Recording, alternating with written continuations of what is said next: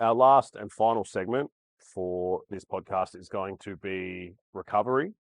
And we are choosing this subject because maybe 2 weeks ago, Connor had shared, it was a study, not a meta-analysis, was it? It was a study? Ice baths, stuff like that, or Yeah, that was a study.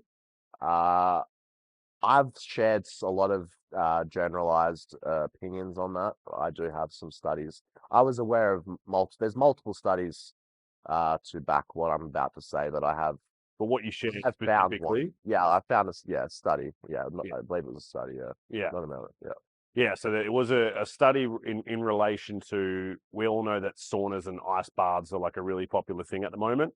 Saunas have their own benefits in certain areas. We will have one here soon, although I think we're almost in one, so I don't know Yeah, if we're we're ready already one. in one built in. But I think from a cardiovascular perspective, saunas have a lot of their own benefits that there's plenty enough. There's enough evidence for, Yeah. but even just literally implement it into your routine and you will feel the difference. Because I know I did. And so it's not that we're here to say anything's bad or good, but an interesting thing came up that Connor did share that obviously he's now going to bring a study up about, but ice baths are getting really, really popular. And one of the things that, from my understanding, we're going to be covering is just their ability to be helpful for recovery when it comes to hypertrophy versus fatigue. It sounds like overall, let's say you're an athlete, you want to feel better, you are sore, you are competing, maybe you've got a competition that's got a couple of days in a row, maybe you're a CrossFit athlete, you're doing marathon running, you need to feel less sore and you need to recover quicker. It seems to be that the evidence points in the direction that that's okay from the understanding I'm getting. Whereas if you want to grow muscle, let's say you're a bodybuilder or a powerlifter, and your primary focus is to build muscle, there may be some evidence in the contrary to that. Yeah, so the study that I'm about to reference actually also took into consideration both strength adaptations and muscle fiber type adaptations as well. I was only previous to this study aware of its negative impacts on hypertrophy directly related. Um, and that comes down to pretty much anything that's going to have an anti-inflammatory effect on the body. Inflammation is part of uh, keep it simple, say it's part of the repair process of anything that you tear down, break down, hurt. But obviously, when we go to the gym, we are partially tearing down muscles. We are relying on signals for our body to then interpret those, such as inflammation, to begin the recovery process. And by doing things like ice bathing, even consuming antioxidants, for example, something that people do constantly is, I've got a sore elbow. I'm going to take some ibuprofen to go bench press tomorrow, not realizing they're probably, impacting a significant amount of the actual adaptation that they're going to be able to get from that stimulus. Because you can provide as much stimulus on anything as you want, but if you can't adapt to the stimulus, you're never going to actually make progress. As many people, would harp and say in the past, you don't get bigger in the gym, you get bigger from recovering from the workout in the gym. It's the same with any adaptation. The mean of producing a stimulus is not the end result. The adaptation from that original stimulus is what gets you the results. And as part of hypertrophy, we require inflammation for our body to realize that it needs to repair, improve, and make whatever area that you've just trained larger, stronger, whatnot. Um, in order to next time it deals with that stress to not have to be under as such a demand as it was put on last time. I'll just quickly cite the abstract from this study that I've got.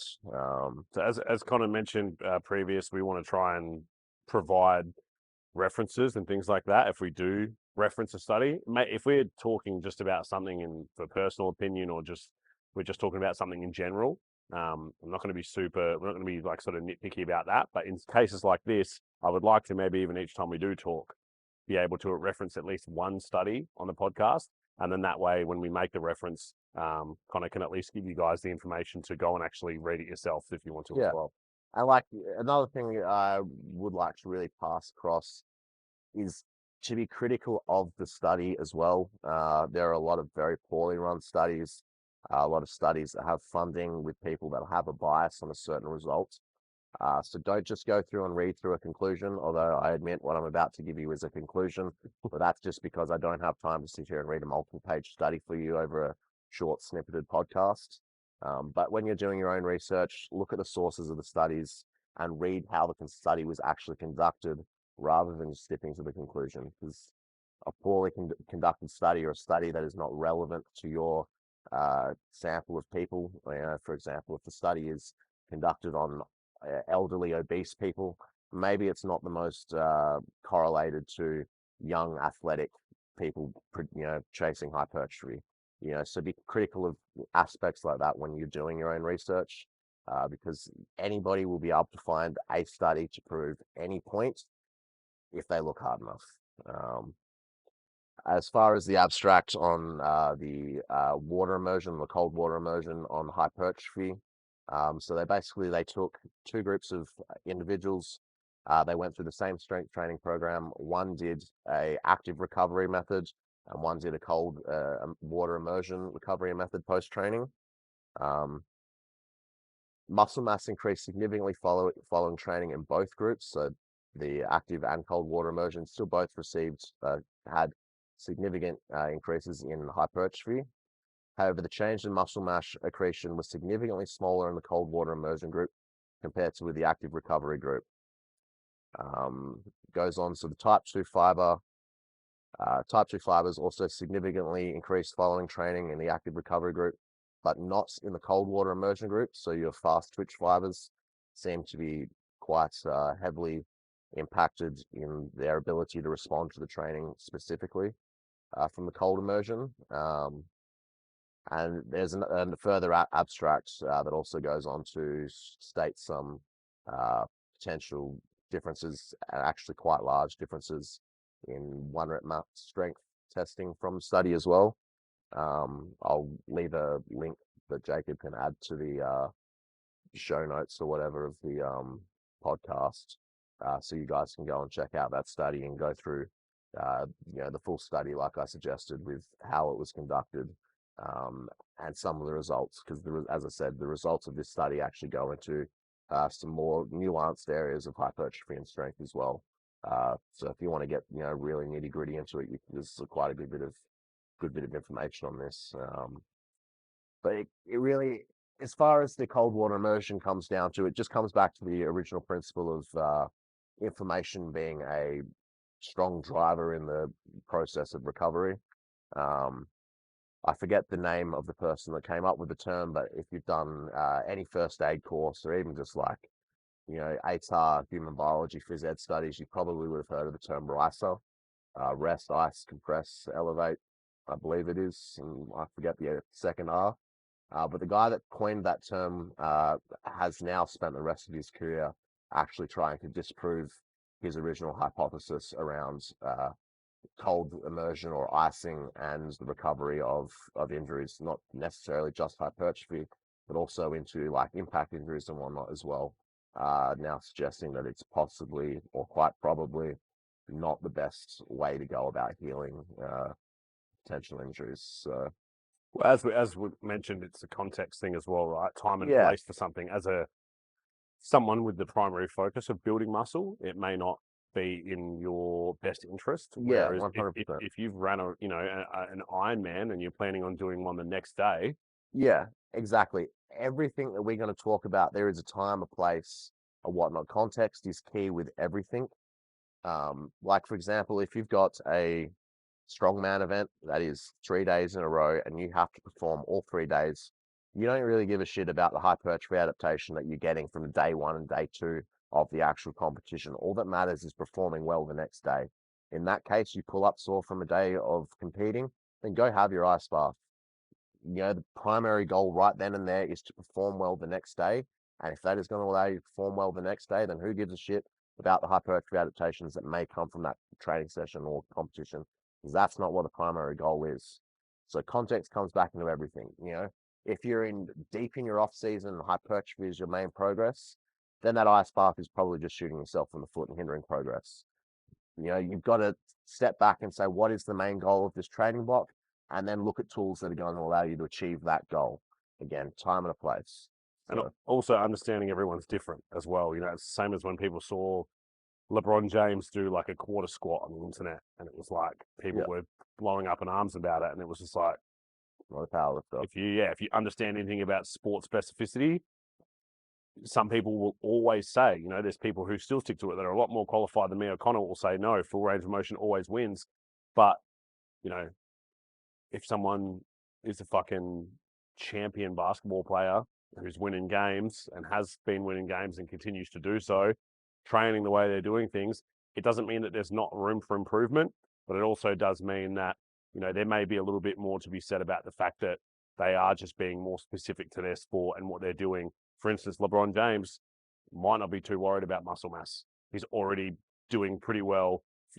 Force production and flexibility need to probably be more of a concern of his. So, for instance, he might have an ice bath, and there may be no concern in that area. There may be no issue, Yeah, for sure. And so, as Connor said, context is a big thing, and that's something we want to provide a lot in this podcast. We're always going to aim to hit about 4 different topics and try to not rush through them, but always make sure that we are trying to be more specific. So as we go, this one has been a little bit broad, but as we move into them, we want to pick very, very specific topics to the point where we may even talk about separate minerals and how that they can, work with each other and things like that. And just quickly touch back on context, like with the saunas. So yeah, they do have great studies showing reduction in cardiovascular risk and mortality from cardiovascular disease. But going back to context, you wouldn't go hop in a sauna immediately post-workout when you're already dehydrated and trying to recover from a training session. That would not be the time to go and hop in a sauna. Which is when a lot of people do it. And a lot of people, exactly right. Yeah, it would probably be the worst time to hop in a sauna. You're hindering your rehydration. You're delaying unless you're bringing your food or you shake into the sauna to eat with you.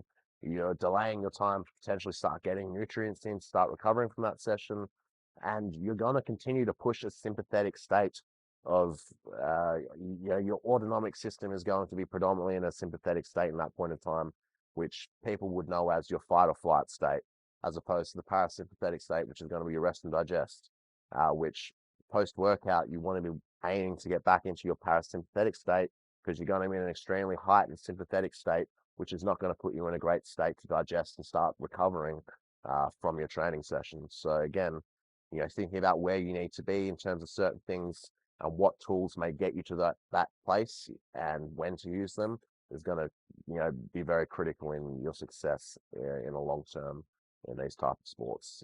Every tool has a purpose, but finding the correct tool for that purpose is going to be very important in all subjects. But I agree. And hopefully throughout this, time of doing this podcast, delivering any information that me and Connor have, we are 2 non-qualified people. I have some qualifications, but really not much. And I'm a qualified bro scientist. Yeah, you go. Exactly. So there is, absolutely nothing that we are trying to make as, come across in like this substantial evidence of this. We're talking about our experiences, our opinions on these topics.